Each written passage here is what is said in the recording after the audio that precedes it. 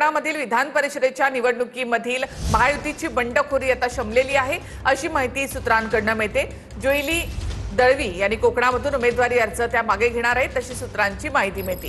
कोकण परिषदेच्या जागेसाठी जोईली दळवींनी अर्ज भरला होता। महायुतीचा नियम पाळा, शिंदेंच्या सूचनेनंतर महेंद्र दळवींच्या कन्या आपला अर्ज मागे घेणार अशी माहिती सूत्रांकडून मिळते। उदय सामंतांच्या नेतृत्वामध्ये बैठकीनंतर हा निर्णय घेतल्याची माहिती आहे। कोकणामध्ये महायुतीमधून अनिकेत तटकरे यांना अधिकृत उमेदवारी जाहीर झाली आहे। अब्दुल सत्तार यांना तात्काळ मुंबईमध्ये बोलावण्यात आलेलं आहे। मुख्यमंत्री उपमुख्यमंत्र्यांनी बैठकीसाठी बोलावलेलं आहे। नंदनवन निवासस्थानी संध्याकाळी बैठक होण्याची शक्यता आहे। महायुतीचे छत्रपती संभाजीनगर जालन्यामध्ये बंडखोरी जमवण्याचे प्रयत्न सुरू झाले। दरम्यान भाजपकडून शिवसेना संपवण्याचं काम सुरू असल्याचा आरोप सत्तारांनी केला। त्यावर प्रत्युत्तर देताना सत्तारांनी बोलण्याआधी शिंदेंची परवानगी घेतली का असा सवाल बावनकुळेंनी केलाय। महायुतीत छत्रपती संभाजीनगर जालना परिषदेच्या जागेवर झालेल्या बंडखोरीवरून वातावरण तापलंय।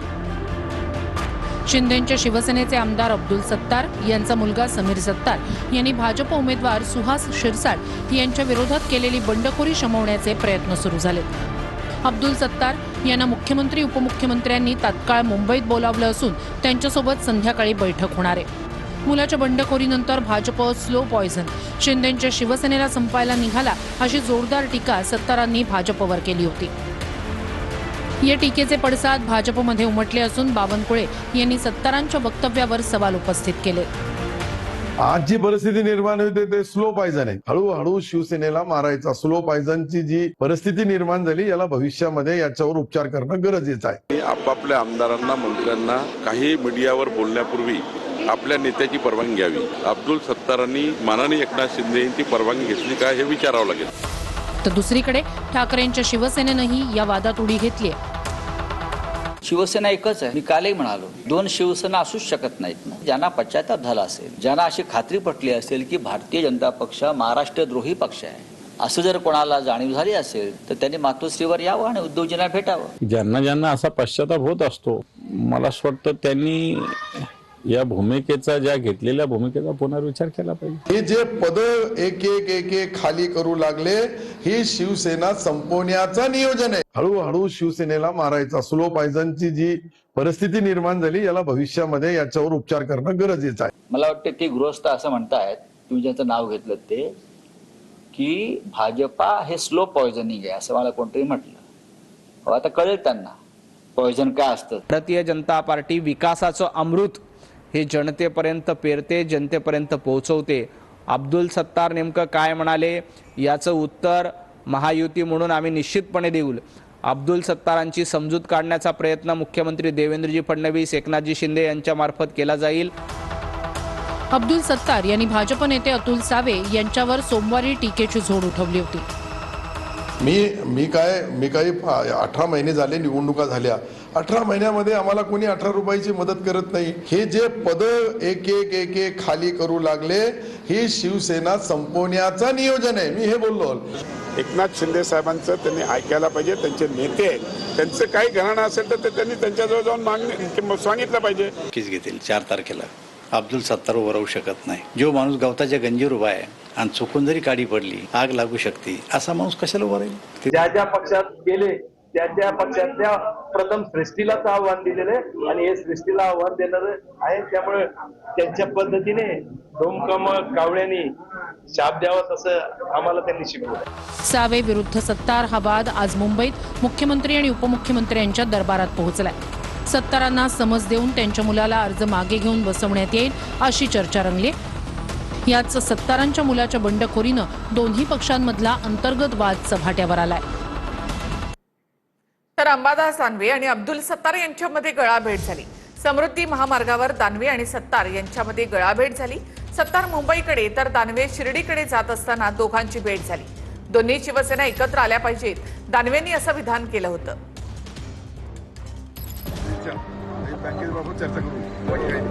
राजकारणात कट्टर विरोधक मानले जाणारे ठाकरेंच्या शिवसेनेचे नेते अंबादास दानवे आणि शिंदेंच्या शिवसेनेचे नेते अब्दुल सत्तार यांच्यात समृद्धी महामार्गावर थेट गळाभेट झाली। गेल्या काही दिवसांपासून महाराष्ट्राच्या राजकारणात सुरू असलेल्या कुरघोडीच्या पार्श्वभूमीवर या दोन नेत्यांची ही अनपेक्षित भेट सध्या चर्चेचा विषय ठरली आहे. अब्दुल सत्तार हे मुंबईला तर दानवे शिर्डीला जात असताना ही गळाभेट झाली. याच प्रवासादरम्यान समृद्धी महामार्गावरील एका टप्प्यावर दोन्ही नेत्यांच्या गाड्या समोरासमोर आल्या. दोन्ही नेत्यांनी गाड्या थांबवून एकमेकांची विचारपूस केली आणि गळाभेट घेतली. पुण्यामध्ये राष्ट्रवादीचे उमेदवार विक्रम काकडेंच्या उमेदवारीवर आक्षेप घेण्यात आलेला आहे. काकडेंनी मालमत्ता लपवल्याचा पवारांच्या राष्ट्रवादीचा आरोप आहे. तिकडे सोलापूरमध्ये भाजप महायुतीच्या राजेंद्र राऊतांच्या उमेदवारीवर देखील आक्षेप घेण्यात आलेला आहे.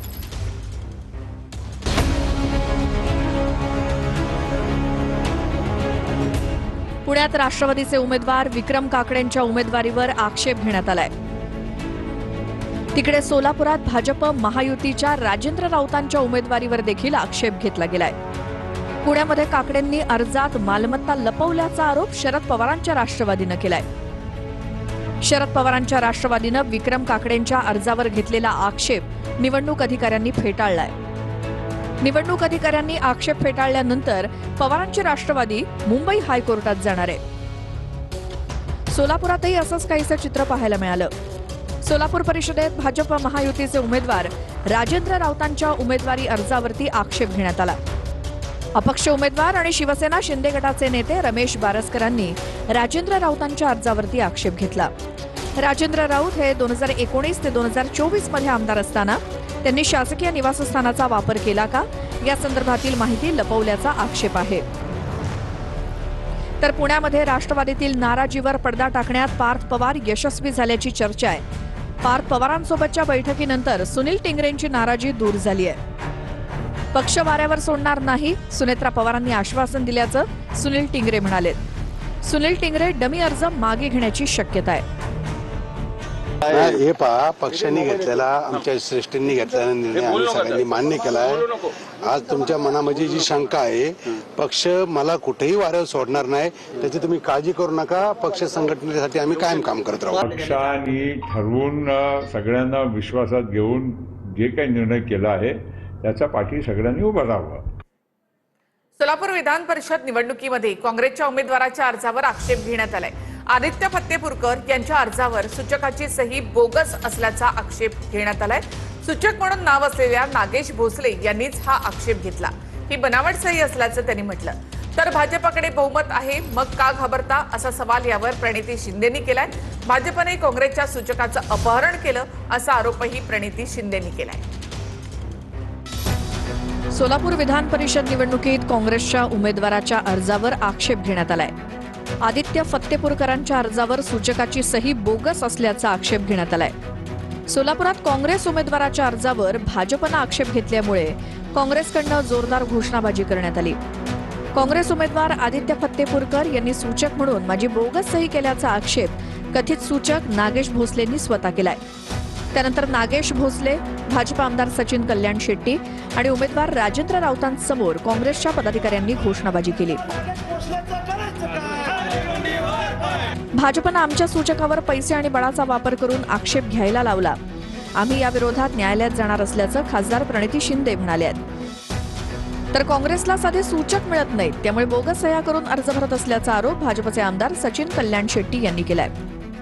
जो एक ज्यांनी सही केलेली त्याला भाजपच्या आमदारांनी वरून काही इन्स्ट्रक्शन आले असतील. भाजपच्या सगळ्या पदाधिकाऱ्यांनी त्याच्यावर प्रचंड दबाव आणला, त्याला पळवून नेलं, किडनॅप केलं खरं तर, आणि त्याला खोटा ॲफिडेव्हिट या ठिकाणी सादर करण्याचा दबाव आणला की ही माझी सही नाही आहे. जर त्यांच्याकडे बहुमत आहे तर त्यांना भीती कसली आहे? काय सिद्ध करायचं गुंडागर्दी तुम्ही प्रयत्न करताय? काँग्रेसच्या उमेदवाराला जे 10 सूचक आहेत हेही मिळणं कठीण होतं.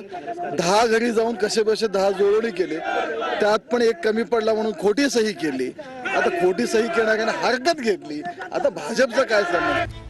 दरम्यान काँग्रेस उमेदवार आदित्य फत्तेपूरकर यांनी कथित सूचक नागेश भोसलेंबाबतच्या संवादाची क्लिप ऐकवली.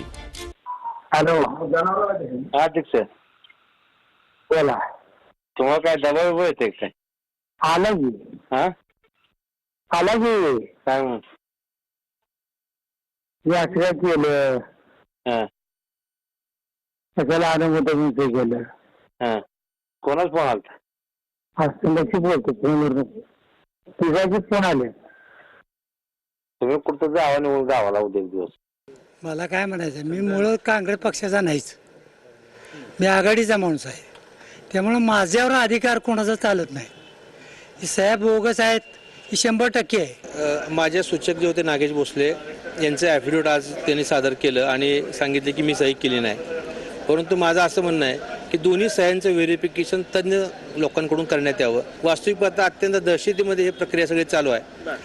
तर मी काँग्रेस नाशिकच्या नेत्यांच्या वागणुकीमुळे ठाकरे सेनेमध्ये खळबळ उडाली असल्याची माहिती सूत्रांकडून मिळते. नाशिकचे नेते अनिल कदमांनी मातोश्रीशी संपर्क साधला आणि फॉर्म भरला नाही अशी देखील माहिती सूत्रांकडून मिळते. विधान परिषद निवडणुकीसाठी अर्ज भरण्यावरून नाशिकच्या नेत्यांच्या वागणुकीमुळे ठाकरेंच्या शिवसेनेत खळबळ उडाली. नाशिकचे नेते अनिल कदम यांनी मातोश्रीशी चर्चा करूनही फॉर्म भरला नसल्याची सूत्रांची माहिती आहे. तर दुसरीकडे वसंत गीते यांनी फॉर्म घेऊनही उमेदवारी अर्ज दाखल केला नाही. या प्रकरणी संध्याकाळी नाशिकमध्ये ठाकरेंच्या शिवसेनेनं पत्रकार परिषद घेत स्पष्टीकरण दिलं. घोडे बाजारात सहभागी व्हायचं नव्हतं म्हणून फॉर्म भरला नसल्याचं नाशिकचे संपर्क प्रमुख रवींद्र मिर्लेकर यांनी स्पष्ट केलं. आणि या मतदारसंघाचा इतिहास आहे, ज्याचा मतदानाचा अधिकार नाही तो सुद्धा निवडून आलेला आहे. ज्याचं एक मत होतं नाशिकमध्ये ते या ठिकाणी आमदार म्हणून निवडून आलेले. या मतदारसंघामध्ये प्रचंड अनुभव शिवसेनेला आहे. मी स्वतः उमेदवारी केलेली आहे. या निवडणुकीचा अनुभव प्रचंड पक्षाला आहे आणि म्हणून पक्षाने ठरवलं की ह्या घोडे बाजारामध्ये आपल्याला पडण्याचं काही काम नाही. मुख्यमंत्री देवेंद्र फडणवीसांनी घोषणा केलेल्या शेतकरी कर्जमाफीला अखेर मंत्रिमंडळाची मंजुरी मिळाली. मात्र विधान परिषद निवडणुकीच्या आचारसंहितेमुळे कर्जमाफीची घोषणा निवडणुकीनंतर होणार आहे.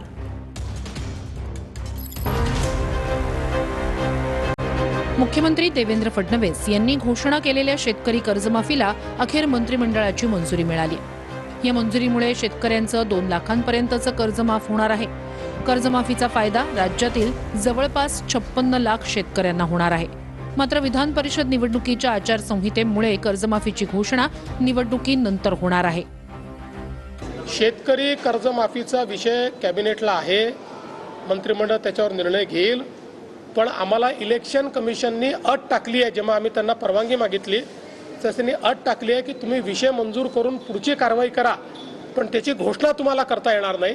त्यामुळे आम्ही आज अधिकृत घोषणा इलेक्शन कमिशनमुळे करू शकत नाही.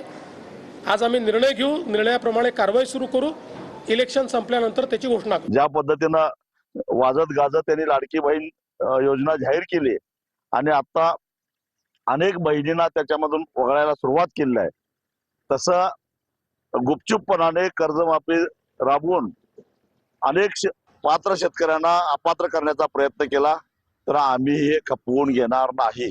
30 जून ही अंतिम तारीख आहे. त्यानंतर महाराष्ट्रामध्ये आंदोलनाचा एक भडका उडल्याशिवाय राहणार नाही. 80 लाख लाडक्या बहिणी अपात्र ठरल्याच्या मुद्द्यावरून राजकारण तापलंय. मात्र या 80 लाख अपात्र लाडक्या बहिणींकडून वसुली करणार नाही असं स्पष्टीकरण मुख्यमंत्र्यांनी दिलं. मात्र योजनेचा लाभ घेणाऱ्या 14,000 पुरुषांकडनं मात्र वसुली केली जाईल असं मुख्यमंत्री देवेंद्र फडणवीसांनी म्हटलंय. 80 लाख लाडक्या बहिणी अपात्र ठरल्याच्या मुद्द्यावरून राजकारण पेटलंय. मात्र या 80 लाख लाडक्या बहिणींकडून सरकार पैसे वसूल करणार नाहीये अशी घोषणा मुख्यमंत्री फडणवीसांनी केली आहे. मात्र या योजनेचा लाभ 14,000 पुरुषांनी घेतलाय. त्यांच्याकडून सरकार पैसे वसूल करणार असल्याचंही फडणवीसांनी म्हटलंय. ई-केवायसी तसेच निकषांची पूर्तता न केल्यामुळे 80 लाख लाडक्या बहिणी अपात्र ठरल्यात. ज्या महिला केवायसी करायला तयार असतील त्यांच्यासाठी पुन्हा ई-केवायसीची विंडो सुरू करण्याची तयारी असल्याचं फडणवीस म्हणाले. 80 लाख लाडक्या बहिणी अपात्र झाल्यानं राज्यातल्या लाडक्या बहिणींचा आकडा आता 1,66,00,000 आलाय. 80 लाख लाडक्या बहिणी अपात्र झाल्यानं राज्यातल्या लाडक्या बहिणींचा आकडा आता 1,66,00,000 आलाय. योजना सुरू झाली तेव्हा आकडा 2,46,00,000 इतका होता. या प्रकरणावरून विरोधकांनी सरकारवर हल्लाबोल केलाय. सरकारवर आर्थिक फसवणुकीचा गुन्हा दाखल करण्याची मागणी संजय राऊत यांनी केली आहे. ज्यांनी केवायसी केली नाही, 60 लाख 80 लाख जो काही आकडा तुम्ही दिलेला असेल तर ते लोक या योजनेच्या पात्रतेचे निकष हे पूर्ण करताना दिसत नाही. ज्यांनी KYC केली नाही त्यांना आता आम्ही पैसे देणार नाही. त्यांनी दिलेले पैसे आम्ही त्यांना दिलेले पैसे आम्ही वसुली करणार नाही. 14,000 ज्या पुरुषांनी पैसे घेतलेले आहेत त्यांच्याकडनं मात्र पैसे हे वसूल केले जातील. आणि आजही यांच्यापैकी कोणी जर KYC करणार असेल तर आम्ही विंडो ओपन करायला तयार आहोत आणि त्यांना लाभ द्यायला तयार आहोत. मतं विकत घेण्यासाठी. तर पुणे नाशिक महामार्गावर कांदा उत्पादक शेतकऱ्यांसाठी महाविकास आघाडीने क्रांती महामोर्चा काढला. मंचरमधील मोर्चामध्ये खासदार निलेश लंके आणि आमदार रोहित पवार यांनी कांदा फेकत निषेध व्यक्त केला. कांद्याला कवडीमोल भाव मिळत असल्यामुळे शेतकऱ्यांमध्ये संताप आहे.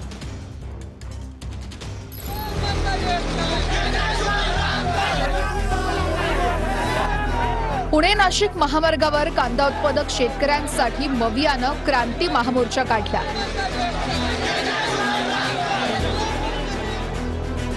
यावेळेस रोहित पवारांसह मवियाचे नेते कांद्याची माळ घालून आंदोलनात सहभागी झाले.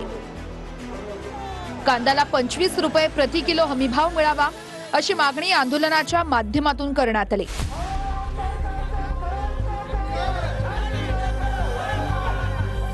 कांद्याला कवडीमोल भाव मिळत असल्यानं शेतकऱ्यांमध्ये संतापाची लाट आहे. मनसरमधील मोर्चात खासदार निलेश लंके आणि आमदार रोहित पवार यांनी कांदा रस्त्यावर फेकत निषेध व्यक्त केलाय.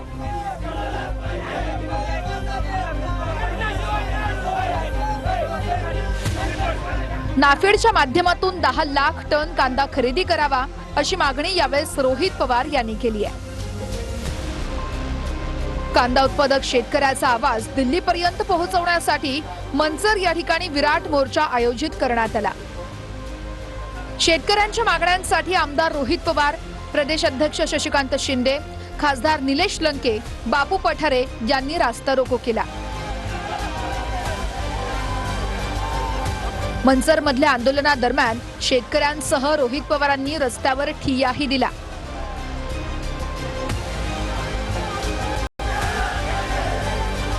कांदा उत्पादक शेतकऱ्यांच्या या आंदोलनादरम्यान रोहित पवार आणि काँग्रेस प्रदेश अध्यक्ष हर्षवर्धन सपकाळ यांना पोलिसांनी ताब्यात घेतलं होतं.